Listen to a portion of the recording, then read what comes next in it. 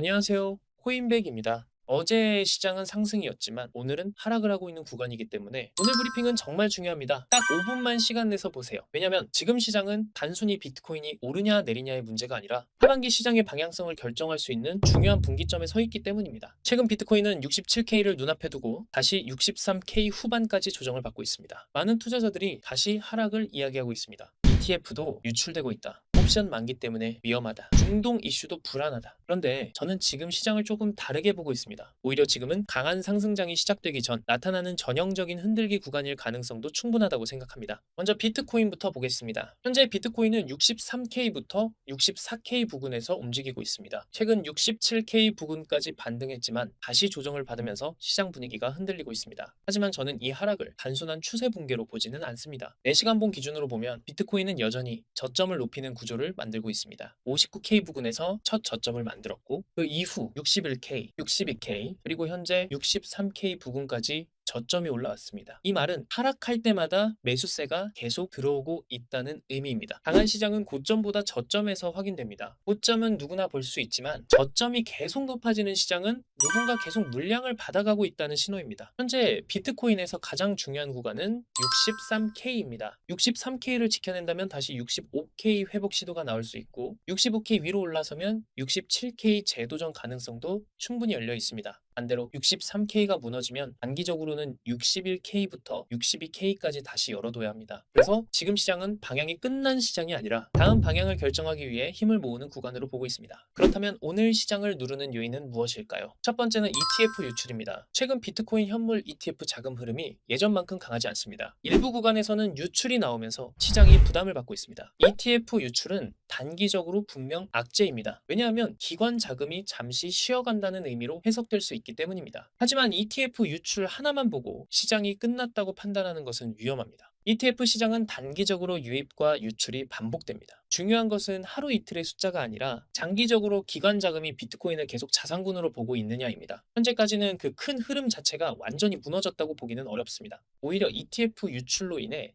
단기 투자자들이 불안해하고 그 과정에서 레버리지 포지션이 정리된다면 시장은 더 건강한 구조를 만들 수도 있습니다. 두 번째는 옵션 만기입니다. 옵션 만기 구간에서는 시장이 유난히 흔들리는 경우가 많습니다. 이유는 간단합니다. 선물과 옵션 포지션이 한쪽으로 쏠리면 시장 메이커 입장에서는 그 포지션들을 정리시키는 방향으로 가격을 흔들 가능성이 커집니다. 특히 지금처럼 롱과 숏이 모두 예민하게 쌓여있는 구간에서는 위로 한번 흔들고 아래로 한번 흔드는 움직임이 반복될 수 있습니다. 옵션 만기는 단순한 일정이 아닙니다. 시장 심리와 레버리지 포지션을 정리하는 이벤트입니다. 그래서 지금 비트코인이 63K부터 65K 사이에서 계속 흔들리는 것도 단순 차트 문제가 아니라 ETF 유출과 옵션 만기가 동시에 작용하고 있는 결과로 볼 수 있습니다. 다만 저는 이 구간을 부정적으로만 보지는 않습니다. 오히려 옵션 만기 이후 포지션 정리가 끝나면 시장 방향성이 더 명확해질 가능성이 있습니다. 만약 63K 지지를 유지한 상태에서 옵션 만기를 지나간다면 비트코인은 다시 65K 그리고 67K를 향해 움직일 수 있는 환경이 만들어질 수 있습니다. 세 번째는 CBDC입니다. 중앙은행 디지털 화폐입니다. 각국 정부와 금융기관들이 디지털 금융 인프라 구축을 시작하면서 관련 프로젝트들 역시 장기적으로 관심을 받을 가능성이 높습니다. 결국 지금 시장은 단순히 비트코인만 움직이는 시장이 아닙니다. 새로운 내러티브를 가진 섹터들로 자금이 이동하고 있습니다. 그렇기 때문에 지금 당장의 비트코인의 하락에 절대적이게 동요될 필요 없이 시장의 움직임에선 결국 저점은 높아지고 있고 상승할 수 있는 요구 조건들이 하나둘 충족되고 있다라는 말씀을 드리고 싶습니다. 어찌됐든 67K든 70K든 상승하는 여력에 있어서 저점이 높아진다는 건 굉장히 좋은 상승 시그널 중에 하나이고 여기에 뒷받침되는 이슈와 뉴스는 앞으로의 비트코인 시장에는 긍정적인 내용이 아무래도 많이 반영될 수 있는 요구 조건들이 하나둘 상승의 뒷받침에 될 수 있는 부분들이 나오고 있다라고 말씀드리고 싶습니다. 이전 영상에서도 다뤘었지만 오늘의 관심 종목은 온도 파이낸스입니다. 저는 현재 RWA 섹터에서 가장 먼저 봐야 할 프로젝트 중 하나가 온도 파이낸스라고 생각합니다. 왜냐하면 온도는 단순한 RWA 코인이 아니라 실제 미국 국채와 연결된 대표 프로젝트 중 하나이기 때문입니다. 기관 자금이 들어오는 방향과 가장 가까운 프로젝트라고 볼 수 있습니다. 기술적으로도 흥미로운 위치에 있습니다. 21선은 최근 다시 상승 방향으로 전환되고 있습니다. 단기 추세가 살아나고 있다는 의미입니다.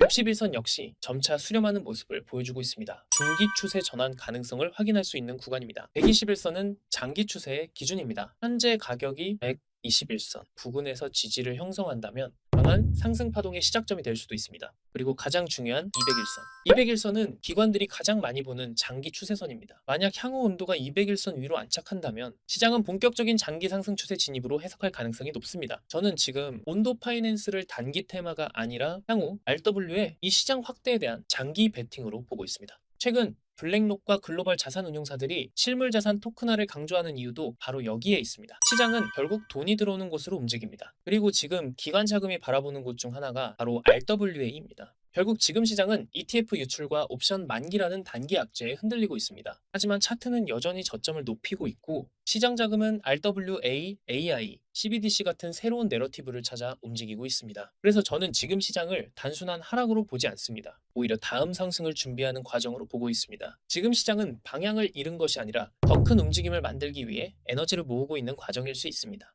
그리고 지금의 흔들림이 끝난다면 비트코인은 다시 67K를 향해 움직일 가능성이 충분하다고 생각합니다. 그렇기 때문에 온도 파이낸스의 1차 목표가를 550원 이상으로 열어두고 단기적인 관점에서 매집해본다면 충분히 좋은 결과가 있지 않을까 생각합니다. 자, 오늘도 코인백 백교수의 브리핑이었습니다. 요즘 시장은 정말 쉽지 않습니다. 상승과 하락이 반복되고 뉴스 하나에도 방향이 바뀌는 만큼 투자자 입장에서는 더욱 어려운 시장일 수밖에 없습니다. 하지만 결국 시장에서 살아남고 꾸준히 수익을 내는 투자자는 운이 좋은 사람이 아니라 시장을 누구보다 빠르게 읽고 냉정하게 대응하는 사람이라고 생각합니다. 우리 모두 성공 투자 그리고 성투하는 개미가 되기 위해서는 남들보다 한 발 빠르게 시장을 이해하고 흔들리지 않는 투자 원칙을 만들어야 합니다. 저는 앞으로도 여러분들과 함께 시장을 분석하고 좋은 기회들을 가장 빠르게 전달해 드릴 수 있도록 노력하겠습니다. 여러분은 현재 시장을 어떻게 보고 계신가요? 그리고 궁금한 코인이나 브리핑이 필요한 종목 또는 제가 분석해 봤으면 하는 코인에 대한 관점이 있다면 꼭 댓글로 여러분의 의견 남겨주세요. 여러분의 댓글 하나하나가 다음 영상의 주제가 되고 더 좋은 컨텐츠를 만드는 힘이 됩니다. 오늘 영상이 도움이 되셨다면 구독과 좋아요 그리고 알림 설정까지 부탁드리겠습니다. 지금까지 코인백 백교수의 브리핑이었습니다. 여러분의 성공 투자를 진심으로 응원하겠습니다. 시청해주셔서 감사합니다.